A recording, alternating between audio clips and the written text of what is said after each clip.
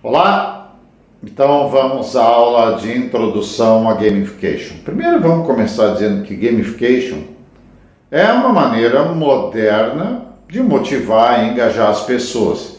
Existem várias outras maneiras, tá? Essa é uma. A ideia de usar gamification é para buscar, digamos assim, um empenho tanto de usuários ou clientes ou analistas de suporte a realizarem algumas atividades que a gente deseja. Mas cabe destacar que gamification não é mais aquele método antigo de chicote e cenoura, né? Por que chicote e cenoura? Que ficou muito conhecido no século XX. Cenoura era algo assim que era ganho. Então você atingia uma meta, ganhava uma grana, ganhava uma viagem, ganhava uma promoção ou algo parecido. Chicote, você era punido, né? Então ganhava uma despromoção, ou seja, não era promovido, até podia ser rebaixado por alguma coisa, ou ganhava uma advertência, né? Acho que ganhar nem é a palavra mais adequada. Mas esse método de chicote e cenoura geralmente produzia robôs, que era o que? Só faço aquilo que está pré-determinado e tudo mais, e não havia muito sentido, vontade da pessoa de batalhar, de acordar cedo no dia seguinte para vir, né? É algo típico da Revolução Industrial lá de 1700 e 1800. Então, o que a gente deseja com gamification em relação aos nossos usuários? E são alguns exemplos, né? A gente quer que eles registrem via web chamada em vez de telefonar para a gente. Nós queremos que eles assistam aos vídeos explicativos que deu tanto trabalho de fazer e que mostra como realizar a tarefa que eles desejam. A gente quer que eles leiam uma FAQ antes de abrir um chamado. Nós queremos que eles retornem um e-mail, um WhatsApp, alguma coisa assim, dizendo se funcionou ou não a orientação do analista para que a gente possa fechar o chamado. E também a gente quer que eles preencham a pesquisa de satisfação. Tem várias outras coisas que desejamos, é claro, né? Bem, pensando em relação ao comportamento dos analistas de suporte.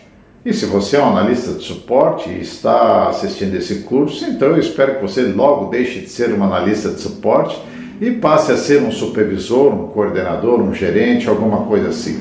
Mas queremos que o analista de suporte registre os chamados, né? Muitas vezes os chamados são simples, eles não são anotados e isso prejudica uma contabilidade posterior. Nós queremos que eles anotem com detalhe a solução do chamado e não simplesmente digam chamado resolvido. Que alimentem a base de conhecimento quando encontrarem uma solução nova. Que eles sigam os processos combinados, né? Então, por exemplo, marcar um chamado dizendo, olha, esse chamado aqui eu não encontrei solução na base de conhecimento. Por quê? Porque depois alguém pode olhar esses chamados que foram marcados e providenciar uma solução para eles. Ou escalar chamados de até 5 minutos quando não conseguir resolver. Sei lá, tem tanta coisa que a gente quer que os analistas sigam, né? Bem, existe uma estatística de 2021 sobre videogames. Diz o seguinte, na população americana, 67% dos adultos jogam algum jogo. E 76% das crianças, digamos assim, abaixo de 18 anos, jogam algum jogo. Vejam, é um índice muito, muito grande. E o fato é que todo mundo que nasceu ou nasce no século XXI já nasce jogando. É fácil de perceber isso. A gente pode olhar no ônibus, né? Você tem uma criança ali se distraindo, jogando. Nós podemos ver os pais, quando vão no restaurante jantar, levam uma criança lá, tem um tablet, né? Em que a criança fica jogando e daí não incomoda os pais, não perturba durante o almoço ou o jantar.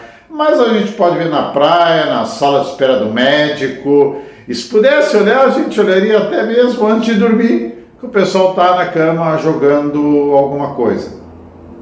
Eu confesso, eu jogo sinuca online um pouquinho antes de dormir e a minha esposa joga caça-palavras antes de dormir. Mas ao criar projetos de gamification é preciso ter algum profissionalismo, tá, pessoal? Não é algo para ser feito de sopetão assim, de qualquer jeito, vamos bolar aqui e vamos fazer. É preciso um projeto organizado e planejado para engajar. Do contrário, o que vai acontecer? Vai acontecer que vai gerar muitas despesas de tempo, de dinheiro, porque não vai dar certo o projeto. Vai gerar decepção, vai gerar frustração, vergonha e uma série de outros sentimentos, porque o projeto não vai evoluir, porque foi feito de uma maneira muito grosseira. Uma definição simplista de gamification é o uso de mecanismos de games em ambientes que não são de games, como o ambiente de trabalho. Que mecanismos são esses? A jornada do herói, que ele vai progredindo, né, até passar de fases e tal. Pontos e emblemas, que são coisas muito comuns também nos jogos. As fases que vão se tornando progressivamente mais difíceis, então a fase inicial ela é simples, mas depois vai se tornando mais difícil. E isso é interessante para o jogador, né? Porque ninguém quer jogar um joguinho fácil o resto da vida. Perde a graça. Quem já jogou o jogo da velha sabe do que eu estou falando, né? Desafios, esses mecanismos, vários jogos, quase todos eles têm desafios, né? Principalmente no final de uma fase, para a gente poder passar para uma mais difícil. Há o desenvolvimento de habilidades durante os jogos, a gente começa a exercitar alguma coisa que não sabia, depois aprende e vai se tornando bom naquilo. Tem surpresas, né? Desde prêmios que a gente ganha que não esperava, até contextos inesperados. Se abre um alçapão, aparece uma parede surpresa e até mesmo mobilização social, que é jogar com amigos contra adversários. Bom, quase nada disso tem no ambiente de trabalho, né? Principalmente numa área de Help Desk e Service Desk.